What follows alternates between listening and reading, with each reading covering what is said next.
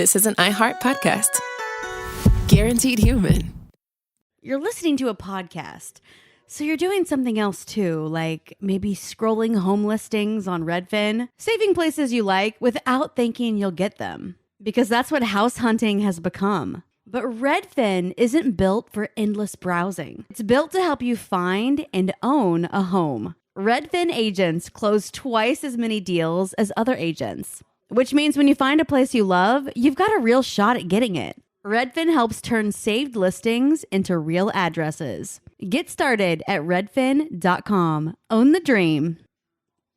Support for the show comes from Public, the investing platform for those who take it seriously. On Public, you can build a multi-asset portfolio of stocks, bonds, options, crypto, and now generated assets, which allow you to turn any idea into an investable index with AI. It all starts with your prompt. From renewable energy companies with high free cash flow to semiconductor suppliers growing revenue over 20% year over year, you can literally type any prompt and put the AI to work. It screens thousands of stocks, builds a one-of-a-kind index, and lets you backtest it against the S&P 500. Then you can invest in a few clicks. Generated assets are like ETFs with infinite possibilities, completely customizable and based on your thesis, not someone else's. Go to public.com/podcast and earn an uncapped 1% bonus when you transfer your portfolio. That's public.com/podcast. Paid for by Public Investing. Brokerage services by Open to the Public Investing Inc. Member FINRA and SIPC. Advisory services by Public Advisors LLC, SEC registered advisor. Generated assets is an interactive analysis tool. Output is for informational purposes only and is not an investment recommendation or advice. Complete disclosures available at public.com/disclosures.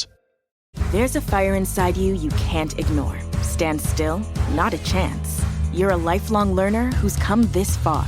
Now, we're here to help you keep going further. Capella University. What can't you do? Visit capella.edu to learn more. Cool Zone Media. Hey everyone, Robert Evans here. Earlier this week we had a one-parter on Dracula.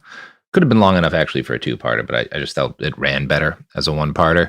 But this is a holiday week, the most sacred day on my calendar, Halloween. So I'm taking the rest of the week off. So we've decided on Thursday, we're giving you a blast from the past. We're doing a rewind episode. And this is our episode on Idi Amin from almost 5 years ago, I think, something like that. It's really a fascinating story. If you're a newer listener, you might have missed it. So check it out.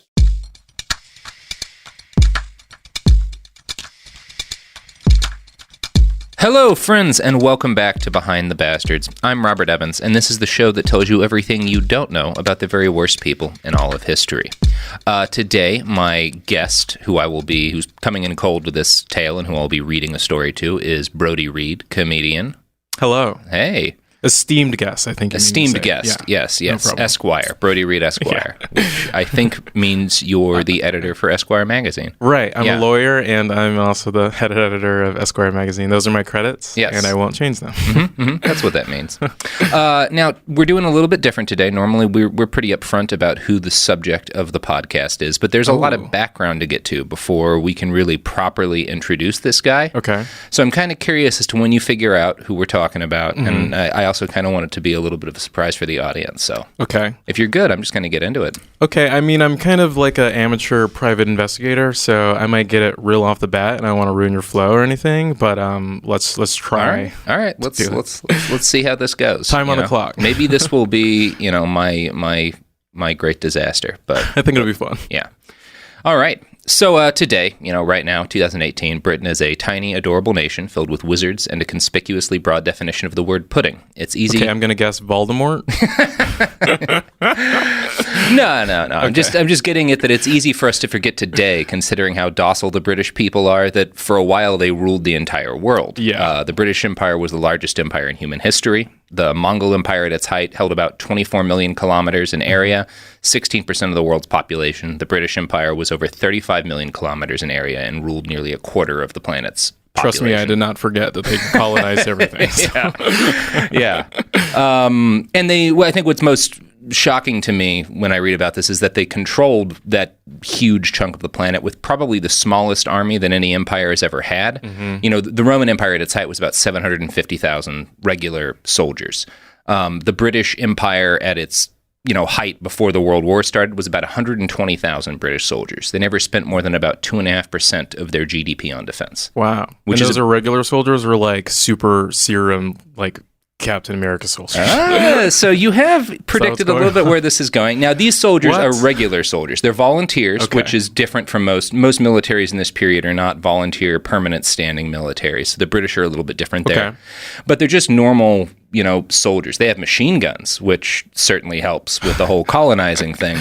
Or they have machine guns for a chunk of this. But, it does beg the question, when you've only got 120,000 guys, and for most of the British Empire, they don't have machine guns. How do you hold a quarter of the planet in bondage for 200 years with a whole army that's a little larger than the modern Coast Guard in the United States? Nukes. Is that not the correct No. I mean, you get the locals to oppress themselves. Oh, that was my second guess. Yeah. So Michael Codner, who was the head of military science for the Royal United Services Institute, described the British Empire's military as essentially, quote, the Royal Navy and a system of indigenous constabularies overseen by a small but professional British army. Okay. Now, I found that quote in a BBC article from back in 2011. The article also quoted a military historian named Dr. Hugh Davies, who noted that all of British India was controlled by just 30,000 British troops, supervising hundreds of thousands of local Indian soldiers, or sepoys. He was quoted as saying, the empire had to pay for itself and it had to be profitable. And if you put too much into building up the army, the empire is no longer a profitable enterprise. He sounds like a rap mogul. Yeah. That's what that sentence sounds like. And his empire has to build itself. Yeah. In his defense, I don't think he's justifying imperialism. I think he's just explaining this was the attitude that the imperialists had, is we can't spend too much money on the army, otherwise... Yeah, everything is for profit. Exactly. I understand. And British India was conquered in the first place by a for-profit corporation, the East India Trading Company. The East India Company had a private army of over 250,000 men. Wow. Most of those were indigenous soldiers, so, local Indians, people from Burma, whatever. That's great. Local jobs. Yeah, exactly. Buy local. Very, very ethical with our modern... He's a job creator, Yeah.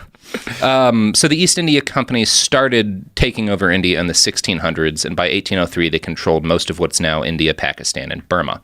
In 1814, this giant multinational corporation declared war on Nepal, which was at that point known as the Kingdom of Gorkha.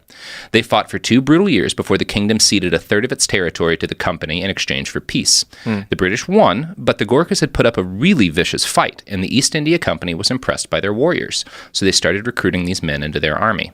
At first, these Gurkhas were used to keep the peace in ever-rebellious India, but the Gurkhas quickly proved themselves to be very capable warriors. In 1858, when the Queen formally took control of India away from the company, Gurkhas were integrated into the Greater British Army. They served as elite shock troops in World War I and II. The British Army today still fields battalions of Gurkhas, recruited basically as mercenaries from Nepal and paid far less than their British citizen counterparts. This sounds like Game of Thrones. It sounds like some unsullied nonsense. It's a little bit like that. Now, the British liked the Gurkhas because they were loyal and just incredibly deadly. They carry these big knives called kukris, and there's a lot of... If you go online, you can find threads today where British veterans talk about the stories their NCOs told about Gurkhas, and there's a common one where you have to tie your shoes a certain way. Okay. Because the Gurkhas... They'll cut your foot off. Well, no, they'll when they're doing espionage missions in the night, they'll tell who they want to kill by feeling their bootlaces. They could tell... in World War II, they knew what German bootlaces felt like. And so if an Allied soldier took boots off of a dead German, he might get cut by a Gurkha. It's a possibly apocryphal story, but variants of it are still told today. So they'll kill you if you tied your shoes wrong, essentially. If you tied your shoes like the enemy. Yeah, I heard that. Yeah, so the Gurkhas were like super soldiers of the British Empire. A little bit of what you were getting at. Yeah, they sound like sword guys to me. Yeah, the knives equally are equally dangerous. Yeah, they're scary. And they weren't the only super soldiers in the British Empire. Over their period of time conquering huge chunks of the world, the British encountered a number of warrior peoples. Some of these peoples, like the Gurkhas, had their own well-developed warrior culture already when the British arrived, and the British just exploited it. But in other parts of the world, the process occurred less naturally. Take the tribes of the West Nile region of Africa. Their first contact with more technologically advanced peoples came in the early 1800s, when successive groups of Arab slavers started preying on them. Certain tribes, who were the best fighters, were enslaved by these Arab slavers and used as soldiers to capture other Africans, who were then sent off to markets in North Africa and the Middle East. Sad. Yeah, it's a bummer. This whole story is going to be kind of a bummer. Oh, great. When you're talking colonialism, it's never not a heartbreak. I mean, when aren't you talking colonialism? If we want to get real. Well, I mean, and that's one of the point of, like, when you start talking about dictators, especially from the 70s, 80s, 90s, you can trace nearly all of them back to colonialism. And yeah, for sure. Yeah, that's more or less this story. So by the 1870s, the British had become abolitionists in a big way, perhaps because they felt kind of bad about, the whole Atlantic slave trade thing, but mostly because it was a way to justify conquering colonies in Africa, saying we're going to stop the Arab slave traders, but we have to conquer this whole chunk of Africa in order to stop the slave trade. It's the only way to do it. They're a good guy with a gun. With all of the guns. With a lot of muskets, yeah. So the British took over a huge chunk of North Africa, including the Sudan, and with public pressure behind them, they sent armies down to stop the slave traders. These armies, like all British armies, were made mostly of locals. Many of those locals were recently freed slave soldiers that the British were happy to induct into their army. So they would free these slave soldiers from the Arab slave traders, and then they would induct them into a colonial military and use them to fight slave traders. Yeah, sounds like college. Sounds like the job market. I thought you were going to compare this to like college football. And I was like, well, yeah, that too. Absolutely. So one such army of former slaves was headed by a German doctor and a Muslim convert named Emin Pasha. In the 1880s, Emin Pasha and his army were besieged by an Islamic army during the Mahdist insurrection. They were eventually freed by a guy named Henry Morton Stanley, who regular listeners of the podcast will recognize as the guy who mapped the Congo for King Leopold of Belgium. Stanley took Pasha with him when he left, and Pasha's men stayed behind in the West Nile region on garrison duty for a few years, until they were picked up by agents for the Imperial British East Africa Company.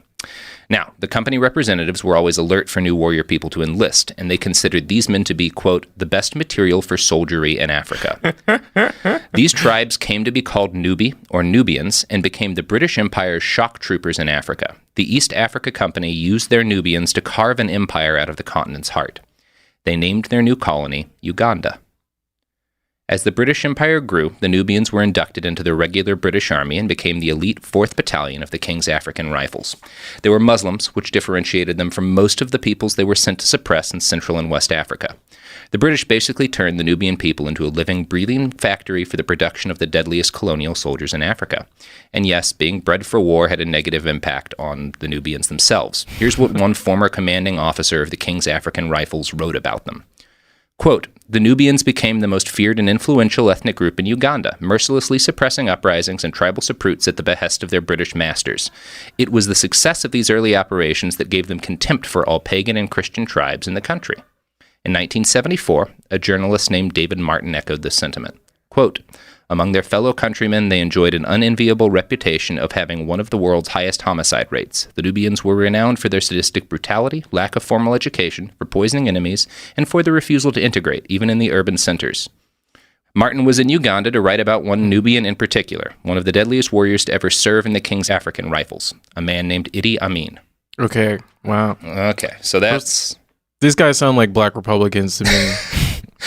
You guys are on the wrong team. I mean, did they ever have a choice? Like, no. Yeah, exactly. You're right.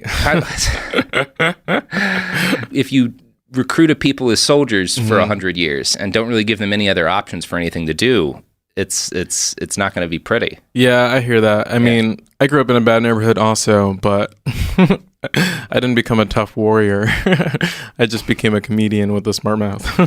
I'm sure there were a few Nubian comedians, and that, like, part of the difficulty here is, like, all these stories about how brutal they are coming from, like, British and American white guys. Yeah, totally. They're probably just, like, pretty cool. They're probably just, like, I don't know, trying to invent whatever a sports game that they had. I'm trying to play some football, and they were like, whoa, these guys are brutal. They're kicking our ass. Well, I mean, it's like British football, so yeah, how for brutal sure. can it be? I mean, I feel like if colonizers came over to Africa and then the Africans just like dunked a basketball, they'd be like, whoa, these brutal power. It's a shame that basketball didn't make it over there first. No, I know. So Idi Amin was born sometime between 1925 and 1928. We don't really know for sure. He was probably born in the village of Kiboko in northwest Uganda. He was for sure a Kakwa, which were one of the Nubian tribes the British considered to be a warrior people. Now, Idi's father served with the British Army in the King's African Rifles and was generally out of the picture. His mother is usually described as a witch or a self-proclaimed sorceress. I watched a documentary when I was sort of prepping for this thing that was called Amin, the Rise and Fall, and it was a terrible documentary. It's one of those like 90s made-for-TV movies where all the acting's bad, and it's very sensational. It leans super into biased. Super biased. And it leans into this stuff that I think what most people have heard about Idi Amin, which was like witchcraft, cannibalism, that sort of thing. Okay. Which we'll be talking about a little bit later, but is I mean, that just sounds like Los Angeles culture. Witchcraft and cannibalism. Yeah, astrology and veganism. Not so much cannibalism. Yeah. I would say diet. veganism's a better ism than cannibalism. Yeah, I would say.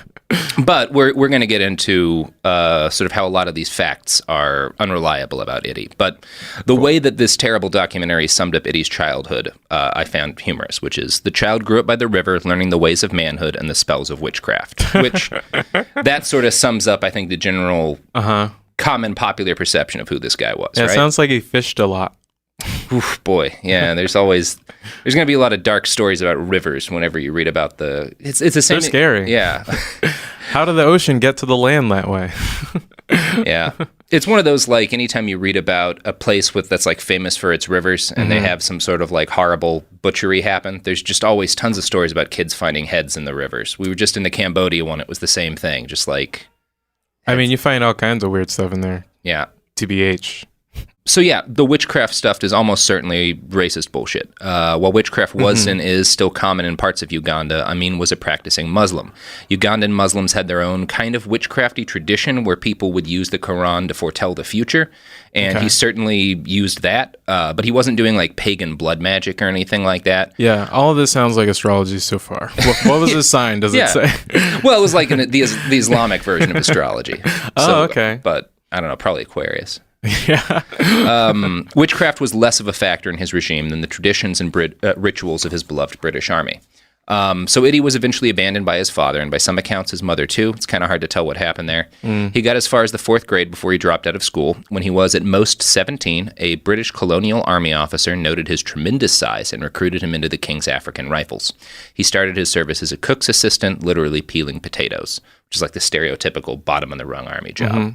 But he kind of seems like if you're big that you shouldn't be a rifleman. We're gonna make you target. Go ahead. You're a pragmatic man. Yeah, I mean, I would only recruit the little guys. Most feared army ever.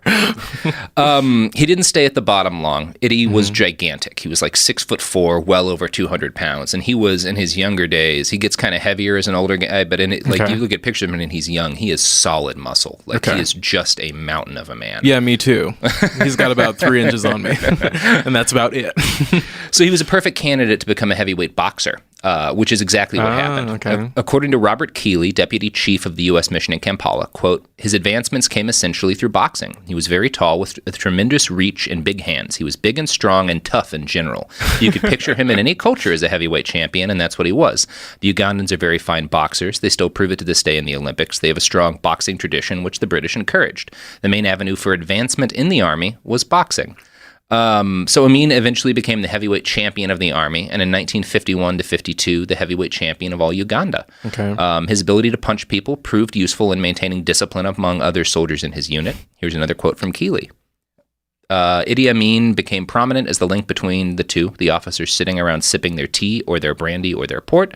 Upon hearing some noises and disruptions outside, would call in Sergeant Amin and tell him to take care of the problem. Amin goes out. There are some shouts and screams as he knocks some heads together and kicks some butt, and then silence. The officers resume their sipping and are very appreciative of Idi's performance. Jeez Louise. They eventually made him the top sergeant. Wow.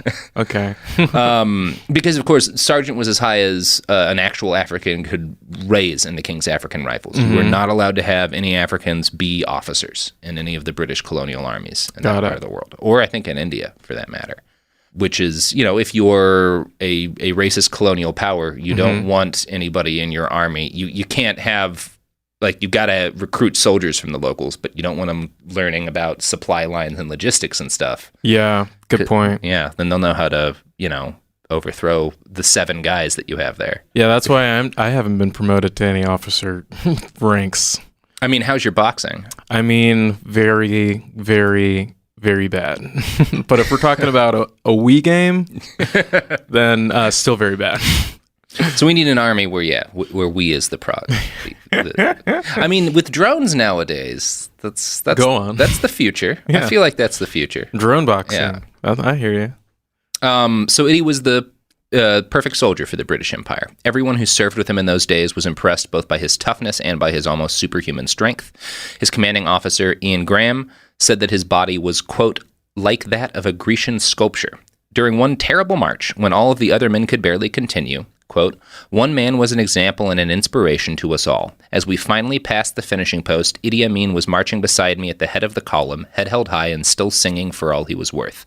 Across one shoulder were 2 Brin guns, and a Brin is like a machine gun. It's like a 22-pound like machine gun that you put on a tripod on the ground. So he had 2 of those in one hand, and over the other was a crippled Askari. And the Askari was a British word for like a local soldier. So he had one of his wounded comrades on one arm and 2 machine guns on the other. That's like the kind of soldier he made. He was a super soldier. Man, he invented CrossFit, apparently. Yeah. This guy's some Joe Rogan alpha brain kind of guy. Now, Ian Graham said that seeing this reminded him of a translation of a King's African Rifles marching song. I'm about to read you the song, which is explains sort of how the British viewed men. No, like sing it. Oh boy, that's. I think I can do a good British accent here, but I don't know that I can sing a good. British does it accent. even rhyme? I don't think. Oh, okay. It does. I'm impressed. It definitely rhymes, and it's a bit racist. Okay, great. Now, for this, you need to understand the word Sudi is another word for Nubian. Okay. Like it's like a local term for like people who are from his group of Ugandans. So here's the British fighting song that this guy thought of when he saw Idi Amin marching. It's the Sudi, my boy, it's the Sudi, with his grim-set, ugly face, but he looks like a man and he fights like a man, for he comes of a fighting race. Which, that's exactly what these people were to the British. So the whole song? Huh? So the whole song. I assume there was more, but this was the line that this guy recalled. Which is like, it shows you exactly what the British thought of these guys, is that they are soldiers. That's why, and that's what they were bred for and encouraged for, and they didn't have to do... People of like the Kakwa tribe didn't have to do anything other than send their sons to fight for the British army, and the British would take care of them. And did they respond with their own diss track, or I know how these beats go. I don't think they saw go. this as a diss track at that point. That's too bad. Yeah, it is, and it gets badder. So young Amin was sent to war several times on behalf of the British Empire. In 1949, he went to Somalia to suppress the Shifta rebellion. In 1952, he sent to Kenya to suppress the Mau Mau uprising. We don't talk about the Mau Mau uprising a lot these days, but it basically started as a bunch of Kenyan rebels who were angry because the British were whipping people half to death. That's how British kept discipline in all their African colonies, was just horrific amounts of whipping. So these guys rose up and they killed some British people, and the British sent an army in and brutally suppressed it. They put more than 1.5 million Kenyans in concentration camps. They hanged thousands of them. Idi probably would have been doing a good amount of the hanging. And he also killed a number of warriors in vicious battles in places like Kenyoma and Kangima. So he's been raised just as a soldier, and now he's been brutalized, suppressing multiple colonial wars very violently. Man, successful black man, and then he just turns around and betrays his culture. Classic story. I mean, he kind of starts with the betrayal, right? Yeah. And then later, well, we'll get to later. Right now, actually. Oh, man, there's more. Okay, great. There's a lot. So by the late 1950s, Idi had risen as high as an African could in the King's African Rifles, which is sergeant. The British, as I said, didn't let their locals be officers in their armies. This policy came back to bite them in the ass in the late 50s, because by that point it had become clear that colonialism was on its way out. The British were preparing to release Uganda as an independent nation. Unfortunately, the British hadn't governed any of their colonies as countries. They basically just treated them as money-making enterprises, corporations essentially, with all of the business of statecraft kept out of the hands of the locals. The British were required by the international community to leave Uganda with an army so it could defend itself. But they hadn't trained any sort of officer corps into Uganda, which is an important thing to have, which is why every military in the world has an officer corps. You train people to do certain jobs, but the Ugandans just didn't have that. And rather than spend more money and time to build an officer corps for their soon-to-be country, the British just randomly promoted the sergeants they liked best. One of those sergeants was a boxer with a fourth-grade education named Idi Amin. Okay, cool. Yeah. He was commissioned in 1962, right before Ugandan independence. He found himself in charge of a platoon in northwest Kenya, captured a bunch of prisoners, and ordered them to be executed. The British governor of Uganda, Sir Walter Coates, vetoed the possibility of Idi being charged for this war crime. Amin was one of the few African officers in the entire army, and prosecuting him right before independence was deemed politically undesirable. No one stopped to consider whether or not it might be bad for Uganda if one of their high-ranking military leaders was a war criminal. Okay. So, when we get back, we're going to get into how Idi Amin rose to power and to be the president of Uganda, and what happened next, which it's going to be a dark story. But great. We have some ads first off. Okay, great. And before we get into some ads, I've been talking a lot about the Doritos people. We're trying to get Doritos to sponsor the podcast. Oh, I hear you. I love that crunchy crunch of the Doritos chip. Nothing washes the horrible taste of colonialism out of your mouth. Like a cool ranch. I was going to say nacho cheese, but that's what's great about Doritos is freedom. the freedom to cleanse your palate with whatever exciting flavor combination you want. How are they not a sponsor yet? Well, maybe they will be after this video. Jeez Louise. Let's hear from some other sponsors.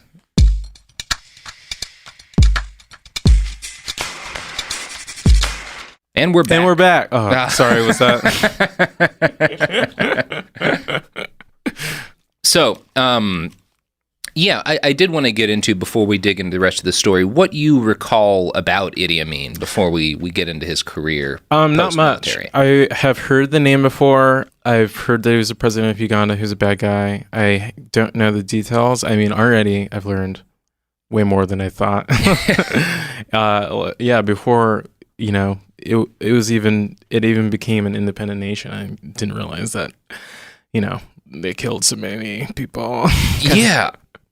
Well, it was one of those things. I had vaguely heard, he was president of Uganda. There were these rumors of witchcraft and cannibalism. I hadn't known any of this stuff about sort of how the British military worked at the time, and the fact that he was basically bred to suppress insurgencies. Like, that's what the British used his people for, was controlling populations through brutality.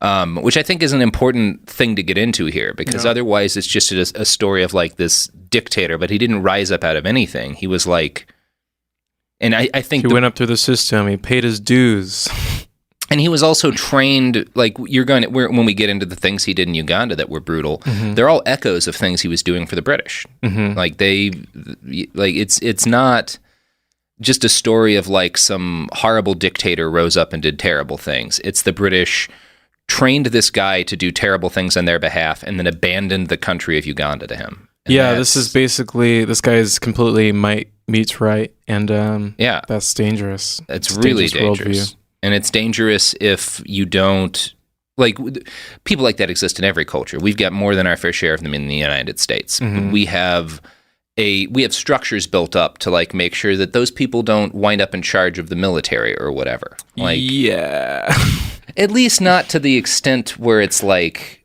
there's a reason we've never had the army seize power. Like, it's in our country. Yeah, we've definitely. It's because we give them so much money. Cool. Okay, so not just cool ranch. Let's get back to Idi Amin. All right. But seriously, Doritos people, drop us a line. Get at us. We're at BastardsPod on Twitter. Yeah, Idi Amin has just committed a war crime right before Ugandan independence, and the British governor of Uganda has sort of hushed up the whole thing because he's one of the only officers, and they didn't want to they just didn't want any complications. They said it would be politically undesirable if this came up right before independence. So Idi Amin, now an officer, rises again rapidly through the ranks. According to Robert Keeley, he advanced by eliminating his rivals in one fashion or another, either physically or by discrediting them or by scaring them or some way or another. His promotions came frequently. So he's good at working the system. He understands how the British military works. And respect the hustle. Yeah. And if there's one man who knows how to hustle, it's Idi Amin. Now, on October 9th, 1962, Uganda gains its independence from Great Britain. Uganda's first prime minister was a guy named Milton Obote, and the president was a guy named Edward Mutesa. Mutesa was also the king of the Baganda, who were a southern tribe in Uganda. He was better known as King Freddy. For a little while, Mutesa and Obote coexisted, and things were all right in Uganda. Milton Obote, like Idi Amin, came from northern Uganda. He advocated for a great African awakening. He was a socialist, although not a very dogmatic one. The West generally disliked him, but he was also super corrupt, which is going to be a theme in this story. So by 1964, Idi Amin had been named Deputy Army Commander under a dude with the really cool name Shaban Opalat, which is one of my favorite names that I've encountered in this podcast research. He saw action again fighting alongside Katanga rebels who were battling the government of Zaire. Idi took gold and diamonds from the rebels and gave them guns from the Ugandan army in exchange. He then sold the loot for cash. Obote, the president, got in on the racket. There was a brief parliamentary inquiry, but Obote had all the other people in the scheme arrested, and so he and Idi were fine. Now, in 1966, Obote got tired of sharing power and suspended the constitution. He sent Colonel Idi Amin to attack the palace and bring the king back, dead or alive. The king managed to flee the country, but the coup succeeded, and Obote was left as the sole power in Uganda. Now, this did not make the British happy. The Baganda were their favorite tribe in Uganda. Winston Churchill, Undersecretary of State for the Colonies from 1905 to 1908. Great guy. Yeah. Super good guy. Never caused a famine that killed 4.5 million people. Yeah. not even, well, once. But let he among us who has not starved 4.5 million. Yeah, everyone makes mistakes. We all cause a couple of famines, He considered the Baganda to be civilized, which means basically that they'd all converted to Christianity easily. Their territory was just where the British wound up putting the railroad and their administration buildings. So the Bagandans were the people the British had spent the most time with in Uganda. They considered them civilized because they acted like British people. They're the good ones. Yeah, exactly. Now, the Ugandan people, most of whom weren't Bagandans, supported Obote's kicking down the king. They saw him as casting down a British-backed monarch. They saw this as a true break from the past and a chance at a new beginning. It was an exciting time, but the excitement soon faded in the reality of Obote's ridiculous corruption. People protested, of course, and by 1969, the government could only stay in power with the military's backing. Idi had been popular with the British because he was a great soldier and because he spoke English with just the right accent that made them think he was cute and dumb because they were racist as fuck.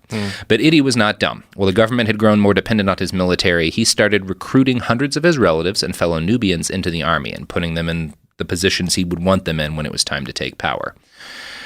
This was disrupted in 1970 when an assassin tried to kill President Obote and shot him through the mouth. American diplomat Bovu Now recalled, "The army went amok, and for about 12 hours it was a pretty horrifying situation. Idi appears to have gotten confused and thought the attempt was a coup against both him and Obote, so he ran. He, quote, jumped out the back window of his house in his pajamas and disappeared, which really mystified us all, because they were expecting that this assassination attempt was him seizing power, but it was just somebody else. So he was mocked for weeks in the wake of the attack because he ran out in the night in his pajamas, and a number of people counted him out as a force in Ugandan politics at this point.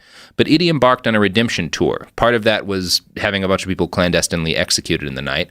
Part of it was showing up in public with a bunch of his armed friends and just scaring people. Nall was there for part of that too. He was out at a bar one night and he, quote, he saw Idi. Quote, I walked out of the bar and there was Amin, a huge man, an enormous fellow, with his officers and their weapons sitting in the main lounge, sitting at attention, not talking, just looking around. I thought, Jesus, what's going to happen? They sat there for about half an hour and then Amin said something in one of the local languages and they all got up and walked out of there. What it was, I'm convinced to this day, was a threat on the part of Amin about reestablishing his position. He knew that he was laughed at because he ran away. This was his reprisal, his counter-threat, and it worked. People were scared to death. So they might have been more scared by the fact that Idi had a number of people killed. Yeah, and the fact that he just sat there for a half hour before he said anything, that's crazy. Yeah, it's a little bit like some guy just sits in the bar staring at you with like his friends and all their guns. That's intimidating. So yeah, in 1971, President Obote went to Singapore for a conference. Before he left, he put out the order that Idi Amin was to be arrested for massive corruption and murder, which Idi was guilty of, but which Obote was guilty of too. Mm-hmm. Before the warrant could be served, Idi Amin launched his coup. The killing started right away. At least 1,000 soldiers from tribes that Idi didn't trust were massacred. The river filled with corpses, which is, So when you tell the story, like, when I hear stories like this, I'm like, I don't even know where all these people, how many people are they going to kill before they just completely run out of people, It's like, geez Louise. Yeah, they really go pretty far. And by the time this is all over, Idi will have killed something like 1 in 57 of the people in Uganda. And he's not the worst of them, which we'll get to as well. Oh my gosh. He's just the one that everyone focuses on because there's rumors that he ate people. Wow. So Nal was the American diplomatic officer in Uganda. So he had responsibility for all of the 800-ish American citizens in country. He told those people to hold fast and chill at home, and that went fine. But there was also a tourist group in town who were furious that this coup got in the way of their vacation. So I want to read this story just because it's a little bit of levity. It's just Americans. A Yelp review in here. It's rich Americans acting like rich Americans in the middle of a coup that's life and death for the people in Uganda. We just wanted to go on a nice vacation, hunt some endangered animals. I said to them, "Look, the airport is closed." And later the tour leader turned to me and said, "Well, Mr. Nowell, these are important people. They haven't got time to wait around. They're going to miss their connections in Nairobi." I said, "You're damn right they're going to miss their connections in Nairobi, and they're going to get hungry, they're going to get tired, they're going to get dirty, and they're going to want to get their laundry done, and it's not going to be done because I don't see any chance of these folks leaving for 4 or 5 days." And that was just the case. They were furious. One guy, the president of this big liquor distributing company in Hartford, Connecticut, High Blood or Hugh Mind or something, he beat me about that on the head and shoulders. He said he had to get back to sign a contract. I said, "You can't do it. There are soldiers at the airport who will kill you." Which, yeah, I just love. Like, there's people getting murdered in the street, and you're like, "I've got a contract to get back to." Yeah, that sounds like every screenplay where a businessman is in there. Is inconvenience. Yeah, exactly. Yeah, it's like that. Yeah, there's a terrorist hijacking the airplane, and he's like, "I'm gonna miss the account. I gotta get home for Christmas." That was a nice little interlude. So in short order, Idi Amin is the new president of Uganda. That's a position he would hold for more than 8 years. The Western powers, mainly the British and the Americans, were hopeful at first. They hated Obote because he was a socialist and because he was even more corrupt than they were prepared to forgive. Idi Amin had a good reputation among the British. He trained as a paratrooper in Israel, so Israel really liked the guy too. At first it seems like this new dictator is going to be great for white people. Lady Listowel, who is a Hungarian noblewoman and a journalist who became Idi's first biographer, met him around this time, and here's how she described meeting him for the first time, to give you an idea of like how this guy comes across. Quote, "I looked into the smiling face of a tall, muscular officer with shrewd eyes who invited me to a cup of coffee. He was a hulking figure of a man, and I was fascinated by his hands. Beautiful, slim hands with long, tapering fingers." We get it. You're horny. We get it. I just love. We did a podcast on King Leopold of Belgium, the guy who massacred 15 million people in the Congo, and in his biography, there is like a whole paragraph talking about how beautiful his hands were. So that's now. If I can find one more, that's officially a trim. His hands were. His beautiful hands. I'm just always shocked that apparently some people are really staring at hands a lot. Yeah, I know. And you never hear about, like, his cuticles weren't not well manicured. Yeah. His fingernails were a little long. Just really, yeah. There were actually reasons that a reasonable person who wasn't, purely looking at this from, like, the British point of view might have thought Idi Amin had a shot at being a good president. For one thing, he was a fun guy. Everybody who met him really spoke highly of him. Like everybody, like even people who later were like, "Oh yeah, he definitely committed atrocities." He was charming. He was a fun guy to be around. Yeah, I met him and I was so scared. I was like, "This guy is gonna kill me." So I was like, "Ha ha ha!" Nice guy, great guy.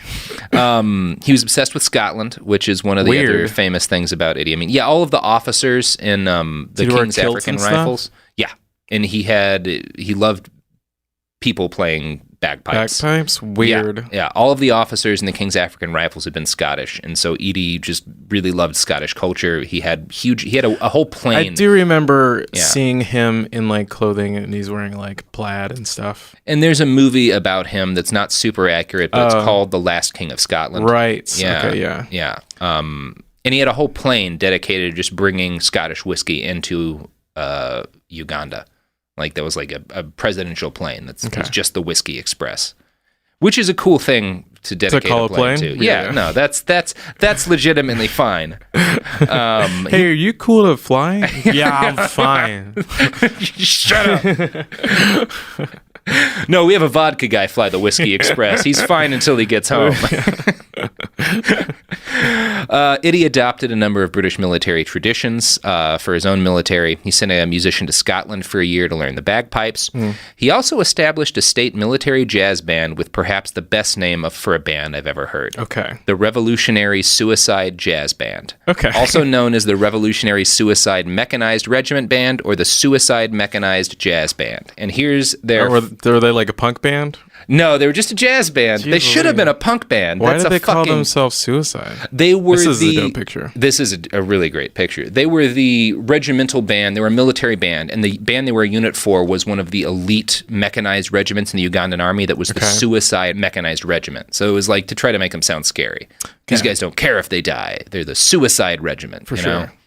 And this amazing picture with several others will be up on our website, behindthebastards.com. You owe it to yourself to check it out. Yeah. So it also seems, I should note, that from reports at the time, most of the musicians in the Suicide Revolutionary Jazz Band were sort of press-ganged and forced to play. Yeah, they don't look exactly happy. They don't look jazzed. Yeah. Wow. So Idi's reign was brutal by all measures, and got increasingly brutal as time went on. There are a number of theories as to why. Robert Keeley thinks he was just promoted out of his depth, like Michael Scott. Basically, he was a fine sergeant, but he never should have been an officer, let alone running the nation.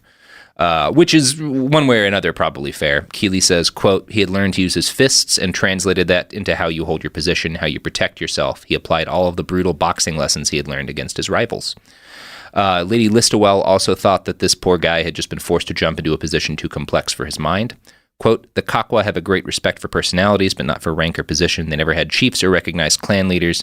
Amin was brought up to believe that all Kakwa tribesmen are equal. Some of his recent measures illustrate all too well that he had to leap from a peasant background into the complicated politics of the modern world without any intermediate feudal preparation. I think this attitude that Idi was just a guy who got promoted beyond his talents is inaccurate and based pretty heavily in racism. It shifts the blame over to Uganda for letting such a man rise that high, and I think the real blame lies with the British. Again, there's guys like Idi in every country, violent authoritarians who seek to impose their will on others. Established nations build antibodies up, checks and balances and legal systems, and established bureaucracies to stop men with fourth-grade educations and histories of head injuries from heading the army. Boy, that sounds nice right about now. Well, clearly ours aren't perfect.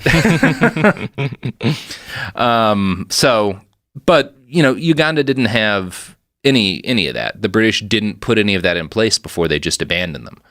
It's one of those things where if you look at what was set up when the Uganda was freed, I don't see someone like Idi was bound to at least try to take control. Yeah, it sounds like they set up the country like a reality show.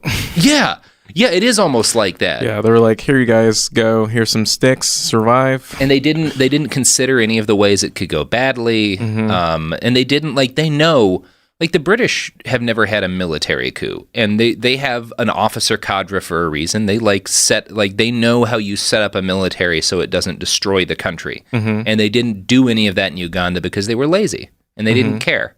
So fuck the British Empire. Fuck them. And Flint, Michigan still doesn't have clean water. Yeah, and fuck us too, for sure. This one's sort of our bad too, because we supported the Idi Amin regime for a while. We being the United States. Fuck us. Fuck everybody. Except for Uganda, they didn't deserve any of this. Except for Doritos. Now, Doritos had nothing to do with this. Okay, that's good to know. That's fair. And you could argue that Doritos has stopped similar monsters from arising in other countries by filling them with nacho goodness. Yeah, that's right. You stopped the monster of hunger. As far as we know, Idi Amin never got to experience extreme nacho flavor. And that might be the secret of his madness. Yeah. The only extremism he should have been into is nacho cheesy crunch. So yeah, when the British first started the Ugandan colony, they had carried out a policy of bringing in South Asians, mostly from India, to Uganda to, quote, serve as a buffer between Europeans and Africans in the middle rungs of commerce and administration. This had started when the British brought 30,000 Indians over to build railways in Uganda. These folks had a lot more experience with Western-style capitalism than the average Ugandan, and as a result, they saw great success setting up businesses in the new colony.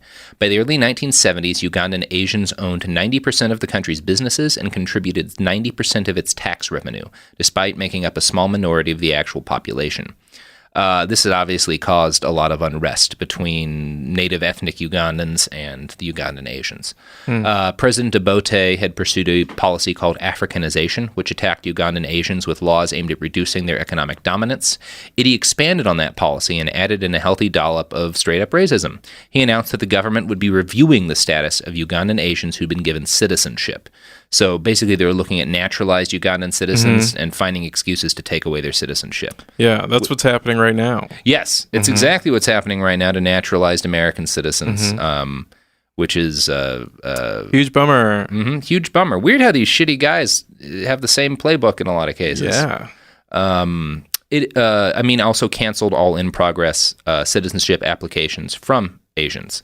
And then in August of 1972, he gave all Asians in Uganda 90 days to vacate the country. So we're going to get into how that policy went and what a clusterfuck ensued afterwards and what happened once the West finally decided that Idi Amin wasn't their man. But first, we've got some capitalism to get into. Oh, yay. Yay. Capitalism, the thing that has nothing to do with the tens of millions of deaths to colonialism. Not a thing. Not a thing. Here's some ads.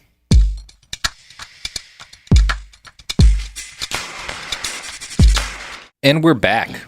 So as the story has come up here, Idi Amin has seized power. He's executed a bunch of people. And he has decided to expel all of the Asians in Uganda. He's given them 90 days to vacate the country. This policy affected 85,000 people, 23,000 of whom were already citizens of Uganda. I'm going to play a clip of Idi Amin talking to the press to hear how he justified the policy. And I think what's interesting about this is how friendly the foreign press is to him, which sort of gives you an idea of how charming this guy was in person. So even though he's talking about something pretty awful, like people are, I'll play it. Decision for the economy of Uganda. And I must make sure that every Ugandans get a fruit of independence. Since actually Uganda is not yet independent, I will say that. Even when the British handed over on the 9th of October 1962, the Uganda still not yet independent. Uganda will be independent after this, my decision, after I want to see that the whole Kampala street is not full of Indians. It must be proper black and administration in those shops is run by the Ugandans. Would you like to get all Asians out, really, sir?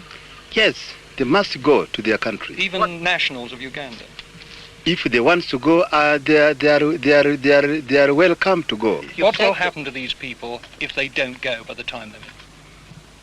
I think they will be sitting like they are sitting on the fire.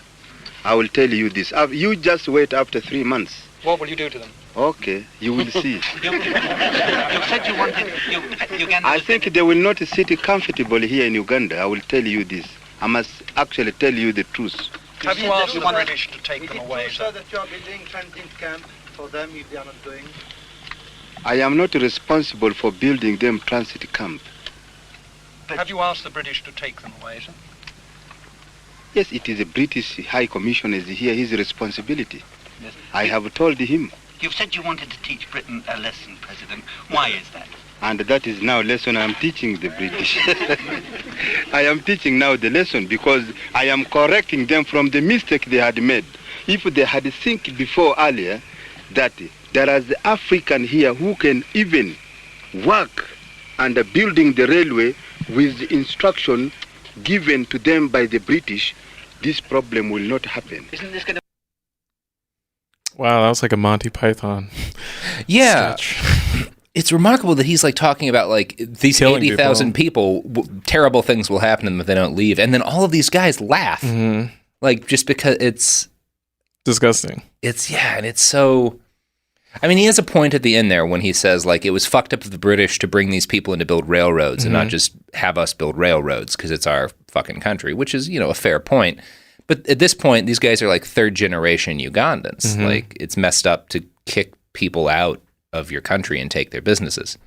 It's just weird to me how friendly the press was to him still at this point. Well, they were all British guys, and they didn't really give a fuck about brown people either way. They were just there because they had to be. Yeah, and they thought he was fun, and they liked. So Idi's main defense of his policy was that he was trying to give Uganda back to the Ugandans. He also said that God had told him in a dream that South Asians were to blame for Uganda's economic woes and corruption. It's probable that this policy had a lot to do with the fact that Great Britain had just refused to sell him guns so he could invade Tanzania. So he was basically just being like, okay, Great Britain, you have to deal with 80,000 refugees now because you wouldn't give me the weapons I needed to fuck with my neighbor. Idi was brutal to the Ugandan Asians, but he was equally brutal to ethnic Ugandans. His particular targets were Acholi and Langi tribesmen. In the first few days of his regime, he executed more than 1,000 members of these tribes in the army. As his reign wore on, the purges spread from the military to the general population. Bullets were in short supply in the country and desperately needed for all the wars Idi planned to start, so the murder squads he dispatched had to find other ways of doing their work. Their preferred tools were sledgehammers, crowbars, and sometimes crocodiles. Oh my god. Yeah.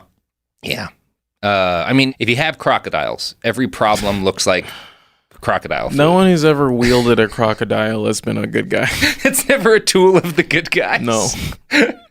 What about... Yeah. So the most feared government agency, sort of the Idi Amin equivalent of the German SS, was the State Research Bureau, which is maybe my favorite name for like a secret police organization. It just sounds so like... Yeah, that scares me. Seems like the guys who should be like, oh yeah, your soil's pH is off. But yeah, okay. These are the murder police, as opposed to, countries where all of the police are the murder police. Anyway, Apollo Lowoko survived 196 days in the pink stucco building where they tortured and executed their captives. He gives us our clearest picture of what life was like for people deemed by Idi Amin to be enemies of the state. Quote, when the prisoner's name was called out, the guards would go and grab him. We were all in handcuffs already. We were in handcuffs 24 hours a day, but they would change the position when they called a man, putting them on and back, and then they would place a long rope with a loop around his neck. Then someone would drag him by the rope along the staircase going up to the ground floor, and people would be beating him on all parts of his body. Then his head would be beaten in. By the time he reached the top of the stairs, he was dead. So Lowoko claims the guards made sure the prisoners saw every execution. That was part of the point. He claims that between 150 and 200 people were executed every night while he was there in 1977. Lowoko believes he saw more than 15,000 Ugandans clubbed and beaten to death over just 5 months. At least 250,000 Ugandans perished during Idi Amin's terror, and the real number may be more like 500,000. Roughly 1 in every 57 were to die over the next 8 years. So, Idi himself is said to have participated in a number of these murders. Lowoko claims to remember seeing him beat men to death with sledgehammers while wearing a gas mask. Quote, Amin was actually participating. He turned to us at one point and told us to relax. The State Research Bureau men were mostly Nubians, like Idi, former super soldiers of the British Empire, doing what they'd always done, just for themselves now. And again, this is not savagery that he's executing suddenly now that he's in charge. This is exactly what he was doing on British orders in Kenya. I'm going to go ahead and guess that when he was president is not the first time he had people killed with sledgehammers. It never ceases to amaze me, just the capability of brutality of some people. No, and all these deaths, like obviously these deaths are on Idi Amin, but they're also on colonialism, which is... Well, yeah, for sure. Yeah. I blame everything on colonialism, just so we're straight. And that it's totally fair. Yeah. It's like being a white kid who was educated in the South. I did not hear very much about colonialism growing up. And so it's once I've started researching a lot of these guys in the show and learning about King Leopold and the 15 million who died in the Belgian Congo, which is probably the worst single crime of colonialism that I've come across. But like, I think it would probably be fair to say that like if you add together the Nazis and the Stalinist and Maoist communists and all the people they killed, it doesn't come close to the deaths to colonialism. Yeah, absolutely. And, in a shorter time, the Nazis were great at killing people fast, but we'll never know most of what was done on behalf of the British Empire. Yeah. Anyway. So while most secret police organizations wear leather trench coats and dress in all black, you're in central casting, you're trying to cast a secret police, they're all in black, they look like the Matrix guys. Yeah, they're wearing turtlenecks. They're wearing wraparound sunglasses. Not the men of the Research Bureau. Okay. They wore flowered Hawaiian shirts, platform shoes, and sunglasses. Oh no, they're dressed real cool like me.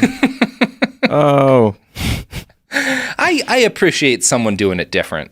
If you're gonna massacre hundreds of thousands of people, at least try a new. There's no armbands here. It's style. Dress like parrot heads, I guess. Wear sandals. Stop people out with sandals. Yeah. If Jimmy Buffett carried out a massacre, it would look like this. Yeah. Every time you kill somebody, you get a lei. Yeah. Well, and they're all drunk they've got a whiskey plane. Mm-hmm. Yeah. So the Research Bureau headquarters was connected to President Amin's home by an underground tunnel, so he could show up and participate in the executions when he wanted to. Most of the work was headed by a man named Major Farouk Minawa. He was sort of the Lavrenti Beria type figure, and Beria was the head of the KGB for a while under Stalin. So he's the kind of guy who could murder his own friends after a night of drinking and hanging out with them. At one point, he had his wife and 3 daughters executed. Fuck, dude. Yeah. That guy should have waited till Grand Theft Auto came out. Just to get it out of the system? I think so. He suspected his wife and daughters were helping Ugandan rebels because they were Bagandas, which is like the tribe, one of the tribes that Idi hated. So yeah, it's important to understand that all the repression apparatus Idi created was very decentralized. So most of the deaths during this period were not Idi Amin signing someone's death warrant. It was as a result of the fact that all soldiers and intelligence officers in his country were allowed to arrest or kill any person they considered dangerous to peace and good order. Man. So Idi gave his men a legal excuse to pursue their personal grudges and steal from people. Wow. Abolish ICE, you guys. Just dropping that in there. No, and that is the official line of the podcast is abolish ICE, buy Doritos. Abolish ICE. I'm drinking all water lukewarm until ICE is abolished. It is funny that our Gestapo equivalent is ICE because if they had known 15 years ago, they probably would have named it something cooler. ICE is it's not that cool. It's not that cool. Yeah. Amin gave his men excuses, to pursue personal grudges and steal from people. One survivor recalled, quote, "Everything you have seen in Wild West movies was everyday life here. Someone bumping off the husband and publicly taking the wife, or someone bumping you off and openly driving off with your car." So, I hope we presented kind of a picture of how brutal Amin's regime was. Let's dig a little deeper into the man himself. You can't understand Idi Amin without understanding that he was great at fucking. Great at fucking? Who wrote that? Well, at least he needed everyone to believe that he was great at fucking. Yeah, so sure. One way or the other, it's important to understand that was a part of his public image. That's how you knew it was bad, ladies. Yeah. No, and almost all the only famous person I'm convinced who was ever actually good at fucking was Benjamin Marlon Franklin. What? I was going to say Marlon Brando, but okay. Yeah. Well, Marlon Brando makes sense. Yeah. He was method, so. He was method. Anyway, yeah. So Amin it was important to him that there be a public image that he was virile and good at sex. His former Minister for Health, Henry Kiemba, said this. Besides his 5 wives, also he had 5 wives. We'll that's kind of low, honestly, for what I thought. Yeah, no, he's a conservative fellow. Besides his 5 wives, Amin has had countless other women, many of whom have borne him children. His sex life is truly extraordinary. He regards his sexual energy as a sign of his power and authority. He never tries to hide his lust. His eyes lock onto any beautiful woman. His reputation for sexual performance is so startling that women often deliberately make themselves available, and his love affairs have included women of all colors and many nations, from schoolgirls to mature women, from street girls to university lecturers. which is who knows how true that is. It sounds like a lot of rape. It definitely a lot, because there's a ton of stories of him having husbands executed so he could fuck their wives. Oh my gosh. But this is, his former minister of health giving this is what Idi Amin wanted people to hear about him. That he's, because this was important. Yeah, of course. Yeah, I'm great at fighting and I'm great at fucking. Yeah, he sounds like Wilt Chamberlain. There's just something about authoritarian assholes and needing people to believe they're tough and good at fucking. Mm-hmm. I want everyone to know I am bad at sex. Which means very smart, ladies, bad at sex. Good sex over there. Yeah. Yeah, I'm trying to think about which of our presidents were definitely the best, because I hear JFK was terrible. Really? Yeah, I've heard LBJ said JFK was terrible. Well, you can't trust that guy. You can't trust that guy. He was jealous. And he called us Dick Jumbo, which means he definitely... Well, maybe that's true then. I don't know. Nixon seems pretty bad. Nixon can't have been good, right? No way. No. I feel like Teddy Roosevelt... Well, he was in a wheelchair. No, that was FDR. Oh, never mind. Well, he was the big stick guy, right? Yeah, he was the big stick guy. Yeah, that guy could fuck. And I feel like FDR was probably pretty good, but like he would have been like a hands and oral man. That's my guess for FDR. I think he leaves them satisfied, is what I'm saying. I don't think... I agree. Yeah. So Idi Amin again had 5 wives. His favorite wife was a lady named Sarah. He met her when she was 18 and a go-go dancer for the Revolutionary Suicide Jazz Band. Okay. Story as old as time. Idi fell in love, but tragically, Sarah already had a fiancé and she was pregnant. So when she gave birth on Christmas Day in 1974, Idi just told everyone the kid was his and had the birth announced on state television. Oh, what the fuck? Sarah's fiancé was not happy with this, but he died in a car crash immediately after this. So it worked out. No suspicion. No. With that at all. Nope, just a random car crash the day that he complains. Oh, poor guy. Yeah, I shouldn't have laughed there.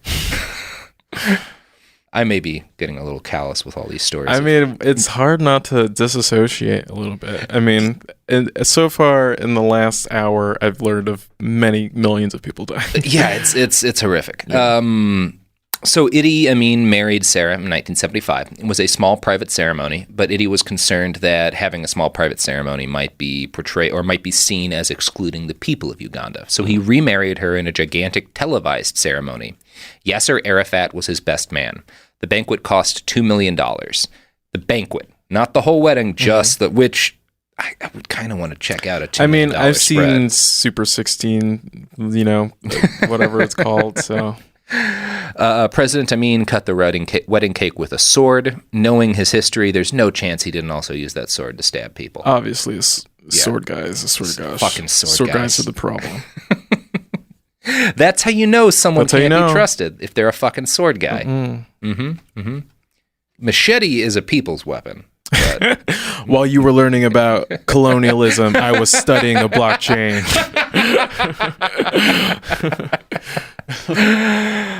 So Idi had 5 wives and something like 40 or 50 children.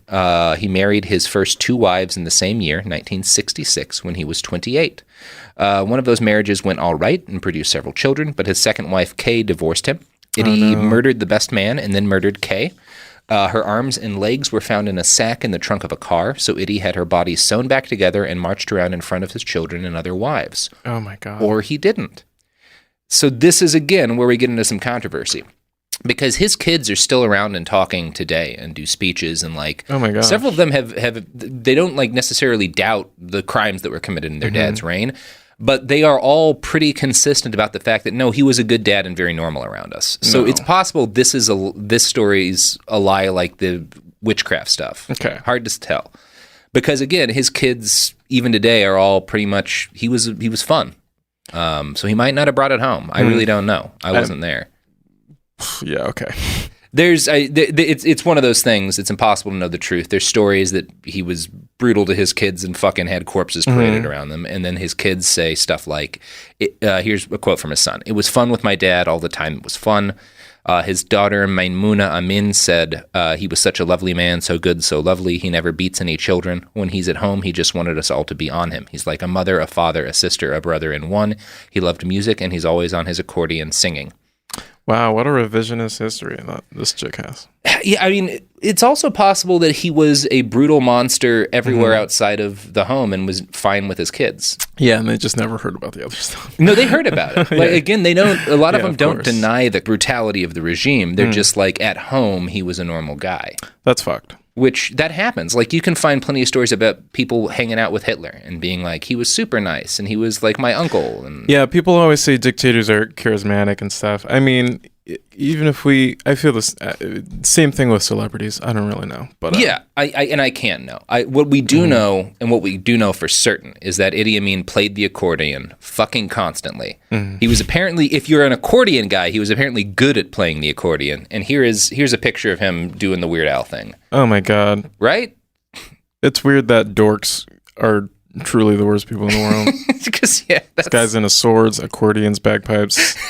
This guy has bad taste. Everyone with bad taste needs to be culled. No, if he had grown up now, like, yeah, he would still play the accordion and have a bunch of swords, but he would also be able to talk to you about anime for 16 hours. Oh, yeah, absolutely. Yeah. I'm sorry, anime fans. I mean, anime is pretty cool. Yeah. Sugoi. Some of it.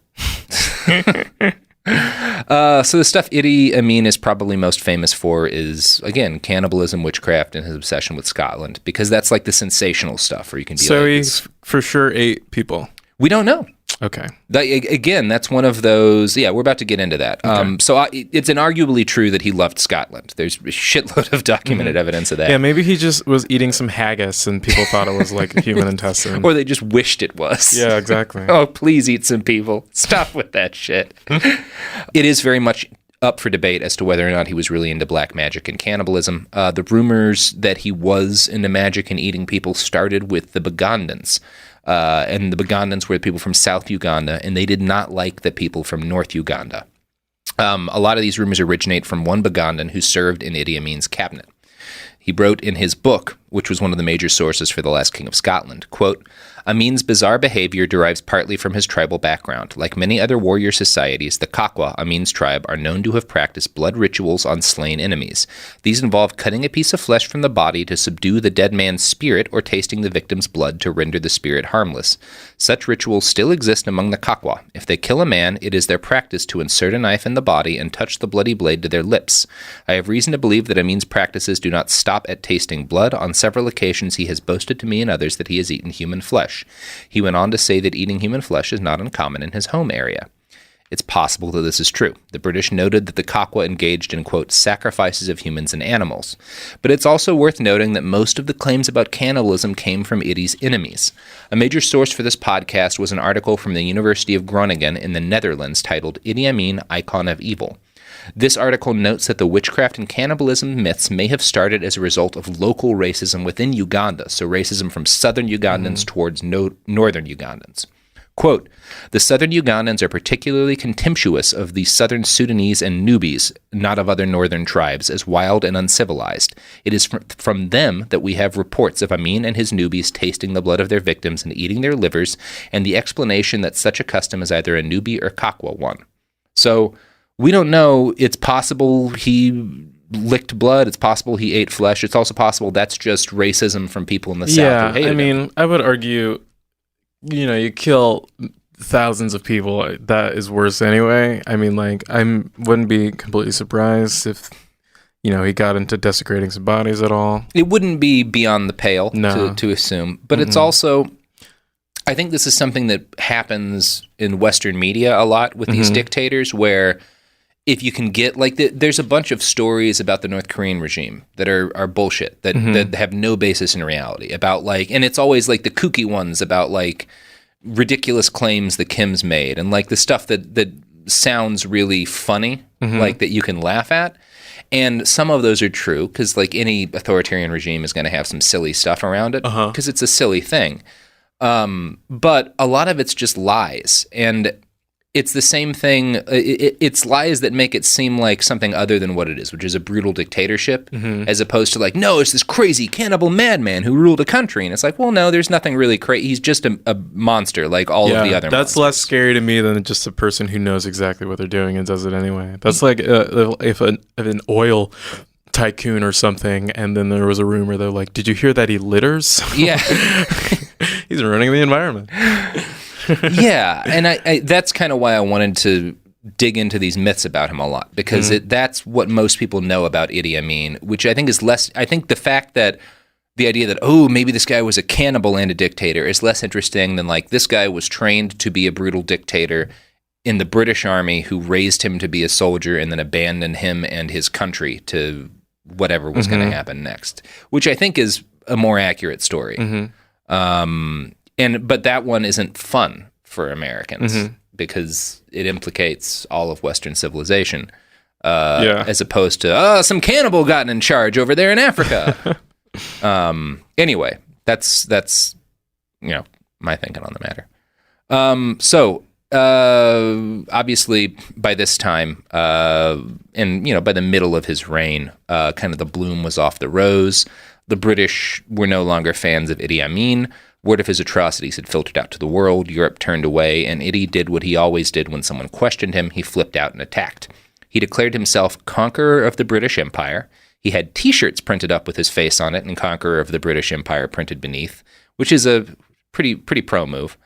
He developed a love for having white guys, particularly British guys, bow to him. So there's a bunch of pictures like this of British businessmen swearing oaths to him. Now, this is the first cool thing that you showed me. Oh, just wait, because it's about to get fucking better. Because at one point, he made a bunch of British businessmen carry him around on a sedan chair while a crowd cheered, which is... That's a solid move. Yeah, I do like that. It's hard not to support that. For sure. Someone's holding an umbrella for him. Yeah. And that's the kind of wackiness that we know went down. And again, he's not all wrong. Like the whiskey plane was a solid idea. Yeah. So Idi desperately wanted to be a major player on the global stage. He wasted no opportunity to wade into any global conflict that he could. When the Watergate scandal broke, he sent a letter to Richard Nixon and gave him advice on how to handle Watergate. Nice. Quote, when the stability of a nation is in danger, the only solution is, unfortunately, to imprison the leaders of the opposition. Yeah. The longer he was in power, the more unhinged and braggy he became. President Amin started to inflate the stories of his military service, claiming he'd fought in Burma during World War II. He offered to marry Princess Anne of Great Britain. He also offered to become King of Scotland and lead the Scots to independence from Britain. For the most part, the international response to Idi Amin was laughter, the same kind of laughter you'll find today when people talk about ridiculous North Korean propaganda. Alan Coren, a British comedian, had a popular column in Punch magazine where he'd write out fake Idi Amin speeches that were very racist. If you've got Spotify, you can find the album that was made based on these columns with a white guy doing Idi's voice. When was this? This was like in the mid-'70s. Oh, okay. If you look up Idi Amin on Spotify, you'll find the album, and it's like infuriating. Wow. Because it's joking about what was in reality a horrific crime-filled regime. Yeah. Making fun of the fact that Idi Amin talks funny, which he doesn't even talk that funny. He speaks better English than I do fucking Ugandan. But this is, again, that's the international reaction, is they're laughing at this guy, they're making fun of him. He's like, this horror show is playing out in Africa, and it's being treated as kind of like a freak show to the rest of the world. The caricature of Idi Amin is based a lot in white European racism, but it's also based in some local Ugandan regional racism. So their north of Uganda is basically the social equivalent of the American South, and the well-educated, well-to-do southern Ugandans considered Idi Amin to be like a hillbilly. They thought his accent, when he spoke in Ugandan, they thought his accent was painful. So it's basically, he was like, to a lot of people in southern Uganda, he was like if we had a president who came from the dirty South and talked like he grew up on the bayou. Yeah, President Kid Rock, number 46. Yeah, exactly. That is the attitude that like the Southerners have towards him. In reality, Idi Amin was a pretty smart guy. He wasn't educated, obviously, but he had a lot of intelligence, because you don't carry out a regime like this and keep it going for 8 years without that. Most of his actions were pretty logical. Mass murder is a time-honored way to stay in power. Exiling the Asians tanked Uganda's economy, but it provided Idi with a host of businesses that he could give away to his supporters in exchange for their loyalty. And for a while, his tactics worked pretty well. But he made more mistakes as time went on. One of those was alienating Israel. He had initially been friendly to the country. He'd trained there, again, as a paratrooper. But he wound up switching around and backing the Palestinian cause, which is fine, but he also descended into horrific anti-Semitism. In 1972, he told the UN Secretary General that Hitler had been, quote, right to burn 6 million Jews. Yikes. And he promised to build a monument to Hitler in Kampala. He was eventually convinced to cancel this plan because everyone around him was like, that's a fucking bad idea, Idi Amin. But he continued pissing off Israel as the years rolled by. On June 27th, 1976, an Air France flight with 248 passengers was hijacked by 2 members of the Popular Front for the Liberation of Palestine. Now, this was back in the day when terrorist plane hijackers didn't kill people, as a general rule. They just kind of have the plane flown to an airport and hold everyone hostage until their comrades were released from prison or they got a bunch of money or whatever. Okay. This was like a common thing. There was a period of time in the 70s where every week there'd be a new fucking hijacking. So these particular hijackers, and this plane, most of the passengers are Israeli. So these particular hijackers land first in Libya and then at Entebbe Airport in Uganda. President Amin welcomed them enthusiastically. This proved to be a mistake when 1 week later, Israeli commandos raided the airport, liberated the captives, and destroyed a sizable chunk of the Ugandan Air Force while it was sitting on the tarmac. Oh, wow. Yeah. There's a movie called Raid on Entebbe about it. It's a very famous commando raid thing. So Idi flipped out at this. He'd already switched from being pro-Israel to pro-Palestine, of course, but he went over the deep end. He had a 73-year-old Jewish woman in a Ugandan hospital named Dora Bloch, pretty brutally murdered, and then he went on kind of a world insult tour. So this is kind of a little bit, and there's growing local resistance to him at this point too. So he starts to, in the late 70s, go off the rails a bit. He called the president of Tanzania a coward, an old woman, and a prostitute. He called the president of Zambia an imperialist puppet and bootlicker. He called Henry Kissinger a murderer and a spy, which was pretty fair. He also said that Queen Elizabeth should send him her 25-year-old knickers to celebrate her silver jubilee. So he was like, send me your old underwear, Queen of England. Yeah. Which is I appreciate fun. a good diss. Yeah, that's solid. He steadily expanded his list of titles over the years. In 1977, he announced that he must now be addressed as, quote, His Excellency, Field Marshal Al-Haji Dr. Idi Amin Dada, Life President of Uganda, Conqueror of the British Empire, Distinguished Service Order of the Military Cross, Victoria Cross, and Professor of Geography. What a good tag at the end. This guy is funny. Yeah, that Professor of Geography thing is really what sets it off. On October 30th, 1978, Idi made the biggest mistake of his dictator career. He invaded Tanzania. This was over a pretty useless piece of land. There was no good reason to attack the spot that he did. Tanzania counterattacked, and since their military was much more functional than the Ugandan military, the Ugandans were quickly thrown back. Next, Tanzania marched on Uganda, aided by begone Ugandan exiles. They moved to unseat Idi from power. For his part, Idi Amin announced that he now loved the Tanzanian president and, quote, would have married him if he had been a woman. This didn't work and did not turn back the Tanzanian army. So Idi Amin had to flee from power, first to Libya and then to Saudi Arabia, where he spent the rest of his life in exile. Somehow not being a warlord anymore seemed to calm him down. He lived a quiet life, regularly visiting Mecca and living with just one wife and several of his children. Boo. Yeah, he's one of the ones who got away with it. Idi explained in a rare 1993 interview that, quote, when I am no longer president, some of them say they don't want me. I accept it frankly. I have had one wife since and have found also to have one wife is better.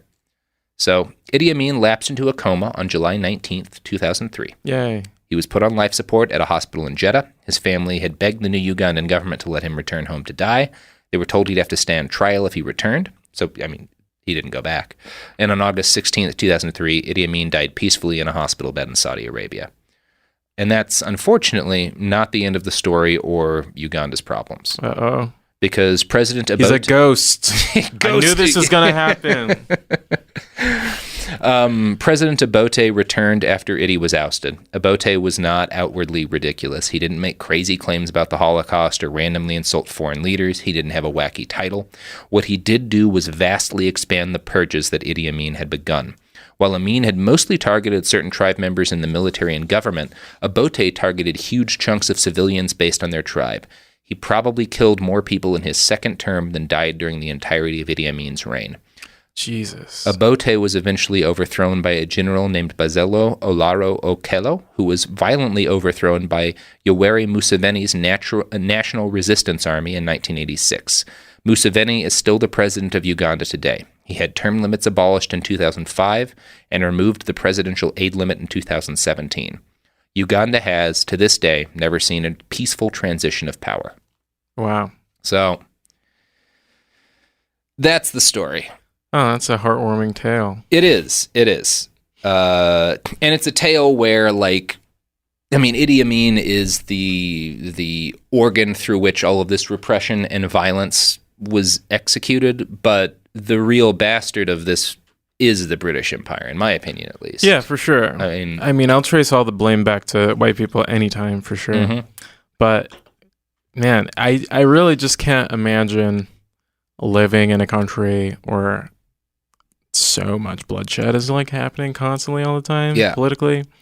I would move away so fast. Well, and that's it's one of those things that how are you gonna? Yeah, and it's you get all these people in Europe and the United States now because most of the people who flee parts of Africa are going to wind up heading to Europe because it's it's easier to get there than it is to get to the U.S. And get this what is our we can't take care of all these people. It's well, you could steal their shit for 200 years, and then leave them without, because Uganda, there at no point in prior history there were kingdoms and states and whatnot all over Africa, but there'd never been a Uganda. All of these groups of people had never been forced together before the British did that. And if you're going to do that, you shouldn't do that in the first place. But if you're going to do that, if you're going to force these people into a state, you owe it to them to create a functional state before you leave. Yeah. Which, it's fucked up. It's real fucked up. Well, I hope you learned something today. I sure did. I somehow left more grim than I came in. That's the fun of colonialism. But that's okay. I mean, sometimes you got to know the monstrous capabilities of what we can do as human beings to prevent it. Yeah. Geez, I don't know. Yeah, it's hard to take a good lesson out of this other than don't be a colonialist and don't take a people and train them to be soldiers and nothing else for a century. Yeah, don't murder. Don't do that. What are some other things? Don't play bagpipes. Don't play the accordion. Well, that's okay. Let's not attack Don't get into swords. Let's not attack bagpipes. Let's attack. The bagpipes aren't the problem here. Yeah, I don't know what else to learn. I agree with you about accordions. Yeah, I mean, I haven't watched what's it called, Last King of Scotland. Have you watched it? Yeah, I didn't enjoy it very much. Is it sympathetic or?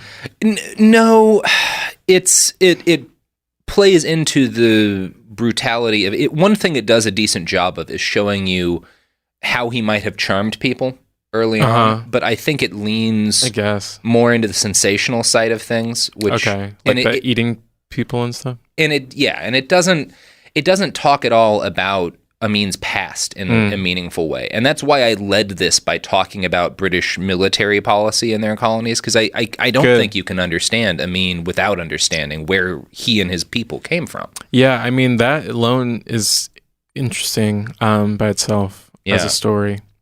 I mean, not a fun story, but... It's definitely not a fun story, but it's an important one. And I will say... if you are starting a punk band in the near future, the Suicide Revolutionary Jazz Band is a pretty fucking solid name. They honestly sound like a ska band. And look like one. They do look like a ska band. They're all dressed nice. They got their shirts tucked in. Oh, man. I could go for some Suicide Revolutionary ska music. Yeah. I think the worst part of that story was that he died peacefully. That is. It's always a bummer when that happens.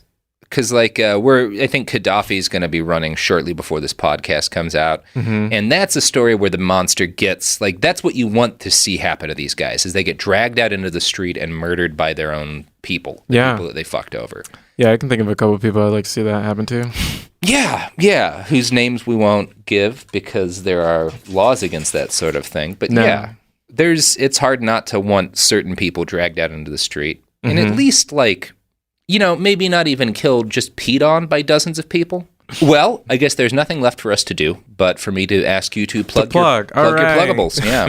Cool. Well, you could, maybe get some laughs from looking at some videos. I don't know how to transition this either. I have some videos on my website, brodiereed.com. You can follow me on Twitter at AyoBroBro, where I just usually complain about people getting cast in Hollywood and making some jokes. And you can see me perform some jokes all around LA. And, if you have any more questions, I will refer you to this guy because I don't know anything. Well, if you like complaining about casting, they did just cast a new Idi Amin movie. Did they? Yeah, Scarlett Johansson's going to play him. Fuck off. You got me. You got me. I'm Robert Evans. You can find me on Twitter at iWriteOK, just the 2 letters there. I got a book on Amazon called A Brief History of Vice. You can find that on Amazon. You can find this podcast at BehindTheBastards.com, where we will have pictures of the incredible Suicide Revolutionary Jazz Band and some other pictures from Amin's reign, as well as links to all the sources for this podcast. I really do recommend reading that University of Groningen article. It's a fascinating analysis of why Idi is seen sort of the way he is today and where he came from. So you can also find us on Twitter and Instagram, social media at BastardsPod. So look us up, check us out. This has been Behind the Bastards for the week. I've been Robert Evans. Check back in next Tuesday when we will be talking about someone else who is also terrible. Behind the Bastards is a production of Cool Zone Media. For more from Cool Zone Media, visit our website, coolzonemedia.com, or check us out on the iHeartRadio app, Apple Podcasts, or wherever you get your podcasts.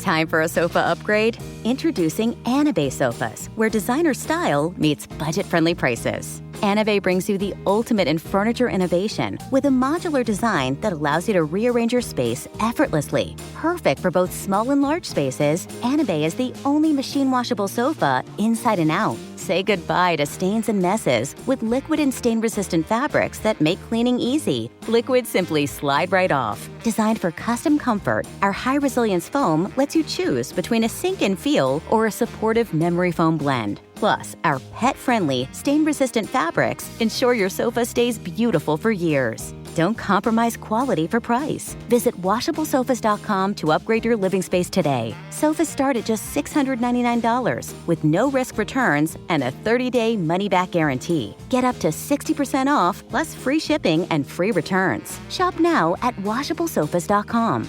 Offers are subject to change and certain restrictions may apply. Flag football is exploding, and iFlag is leading the way.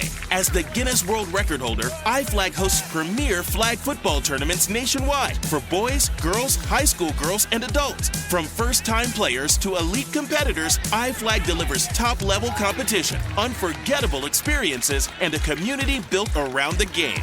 Ready to be part of it? Join the movement. Find your tournament and learn more at iflag.org. That's iflag.org. This is Jacob Goldstein from What's Your Problem? Business software is expensive, and when you buy software from lots of different companies, it's not only expensive, it gets confusing, slow to use, hard to integrate. Odoo solves that because all Odoo software is connected on a single affordable platform. Save money without missing out on the features you need. Odoo has no hidden costs and no limit on features or data. Odoo has over 60 apps available for any needs your business might have, all at no additional charge. Everything from websites to sales to inventory to accounting, all linked and talking to each other. Check out Odoo at odoo.com. That's odoo.com. This is an iHeart podcast. Guaranteed human.